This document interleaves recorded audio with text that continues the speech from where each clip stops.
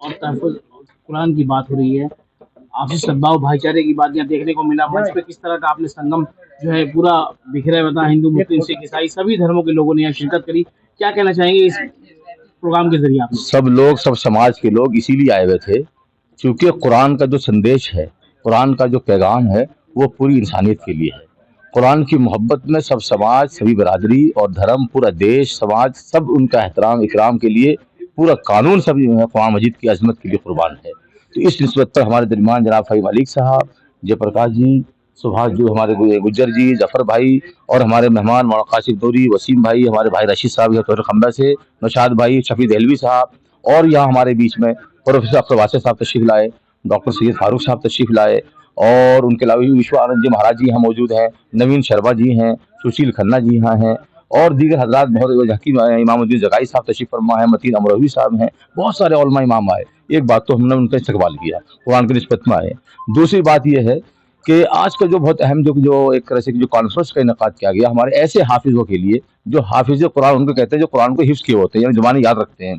तो उन्होंने कुरान को सुनाया हो रमज़ान के महीने में तरावीह में, गोया कि उन्होंने कारोबार करते हुए, यानी वो डॉक्टर हैं, प्रोफेसर हैं, टीचर हैं, बिजनेसमैन हैं, कारोबार कर रहे हैं, ऐसी जगह वो लोग रहने के बावजूद भी कुरान मजीद को याद रख के और नमाज तरावीह में कुरान का सुनाना, ये उनके एजाज़ की बात है। तो हम लोग, हमारे दोस्त उलमा ने सब ने आज ये फैसला लिया था कि आज हम लोग रमज़ान के मुबारक महीने में हम लोग जो है उनका इस्तकबाल करेंगे। कारी हराज साहब हैं, हाजी सलीम साहब हैं, सभी हज़रात हमारे भाई, हमारे देखो एडवोकेट यहाँ सुप्रीम कोर्ट के एडवोकेट हैं, ये हाफिज़ हैं और इन्होंने कुरान मजीद सुनाया, एडवोकेट साहब हैं। कई हमारे कारी इरशाद साहब यहाँ हैं। तो वो लोग हैं जो वकील हैं, पुलिस डिपार्टमेंट में हैं, मेडिकल में हैं, लेकिन उसके बावजूद भी वो कुरान मजीद सुना रहे हैं रमज़ान में। इसलिए हम लोग उनकी दुआ भी करते हैं उनके लिए कि अल्लाह ताला उन्हें इस्तिक़ामत अता फरमाए और हर साल वो कुरान मजीद सुनाया करें।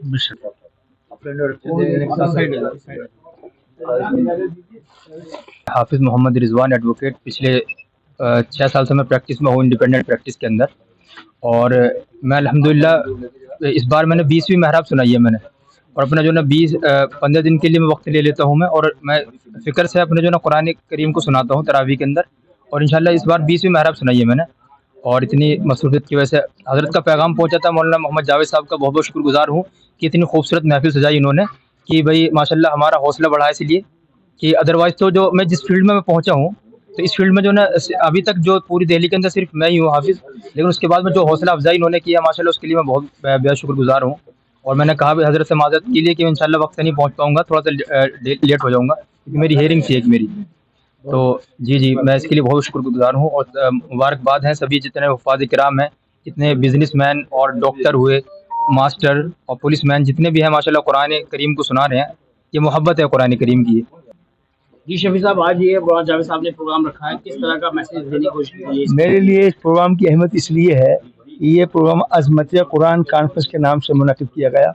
और अज़मत कुरान तब है जब आप इंसान जो है उस कुरान को समझ ले, क्योंकि इंसान की ज़िंदगी को रास्ता दिखाने के लिए, हिदायत देने के लिए कुरान नाजिल किया गया, तमाम इंसानियत के लिए, तमाम बशर के लिए, ज़मीन पे रहने वाले हर ज़र्रे के लिए, हर चीज़ की नुमाइंदगी करने के लिए, हर चीज़ की हिदायत के लिए, हर चीज़ की रोशनाई के लिए कुरान नाजिल हुआ। और ये कुरान को समझे बगैर ना तो कोई आलिम हो सकता है, ना फाजिल हो सकता कोई भी। और तो जाहिर है कि जब रहनुमाई के लिए बनाया गया, हिदायत के लिए उतारा गया, तो कुरान ही वो ऐसी चीज़ है जो इंसान को इंसान बनाती है, अशरफुल मखलूक़ात बनाती है। फरिश्तों से अफजल अल्लाह ताला ने बताया इसलिए कि इसमें इल्म हासिल होगा इनको। और इल्म क्या है? इल्म वही है, पूरी दुनिया का दोनों जहान का इल्म वो कुरान में मौजूद है। सबसे बड़ी साइंस की किताब कोई है तो दुनिया में तो कुरान है।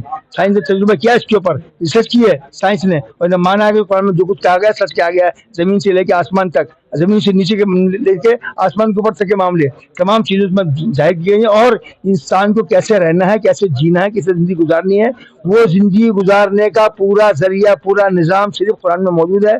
हर इंसान के लिए लाजिम है, जो भी मुसलमान है कुरान पर ईमान रखता है, वो कुरान को समझे ज़रूर, चाहे 5 मिनट पढ़े, कुरान को समझ कर पढ़े, तर्जुमे से पढ़े, उसकी तफसीर से पढ़े। खाली पढ़ने से बात नहीं बनेगी, बरकत की चीज़ नहीं, सिर्फ हिदायत भी है ये। बहुत बढ़िया जी, मैं मतीन नवरी अर्ज करता हूँ, मुबारकबाद देता हूँ उन हुफ़ाज़ को जिन्होंने तरावी में कुरान शरीफ को ख़त्म किया है। और कुरान शरीफ की अजमत तो यह है कि दरबार मुस्तफ़ा के जो दरबान हो गए, वो लोग कुल जहान के सुल्तान हो गए। ये मौजिज़ा है आपका मुँह बोलता हुआ, बच्चे हमारे हाफिज़ कुरान हो गए। बच्चे हमारे हाफिज कुरान हो गए। और जावेद सिद्दीकी साहब की तरफ से शुक्रिया का एक वो मैं 4 मिसरे पढ़ना चाहता हूँ कि हम अपनी बज़्म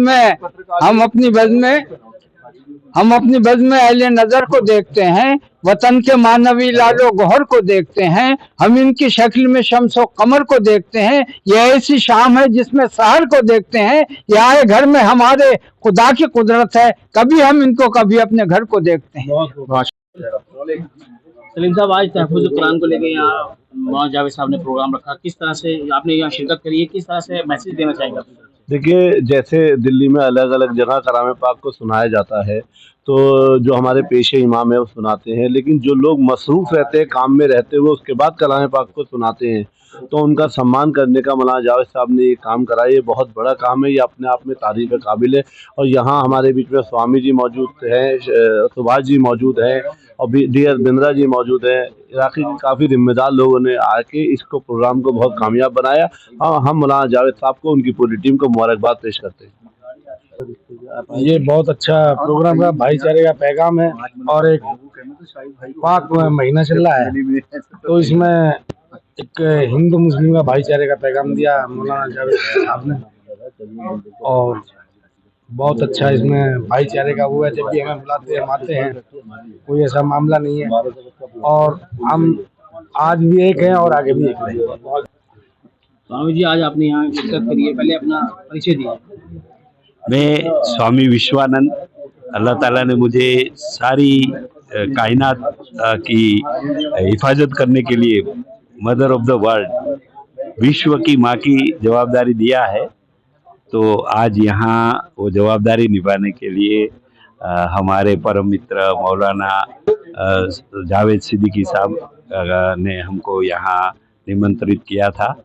आज यहाँ जाके हमको बहुत इसलिए खुशी मिली है कि पवित्र रमज़ान मास चल रहा है और इसी पवित्र रमज़ान मास के दरमियान पवित्र कुरान शरीफ में जो ज्ञान दिया गया है, जो रूहों को रूहानियत का जो ज्ञान दिया गया है, वो रूहानियत का ज्ञान हाफिज और जो मौलाना साहब है वो तो अपने मस्जिदों में और मदरसों में फैला रहे, लेकिन जिन लोग बिजनेस से, वकीलात से, डॉक्टर से और सामान्य ऐसी सर्विस बिजनेस करने वाले लोगों ने भी ये पवित्र कुरान का ज्ञान जो है और पवित्र रमजान मास के दरमियान जन जन तक पहुंचाने का जो कार्य किया है, उसको यहाँ खास करके अभिनंदन के साथ उसको यहाँ शील्ड और पगड़ी भी पहनाई गई है, उसका बहुत यहाँ तारीफ की गई है। एक तरफ ये बहुत खुशी की बात करते हैं, आपसी सद्भाव भाईचारे के जो पैगाम है वो दुनिया में देते हैं, लेकिन कुछ लोग हैं जो माहौल को, फिजा को बिगाड़ने की कोशिश करते हैं।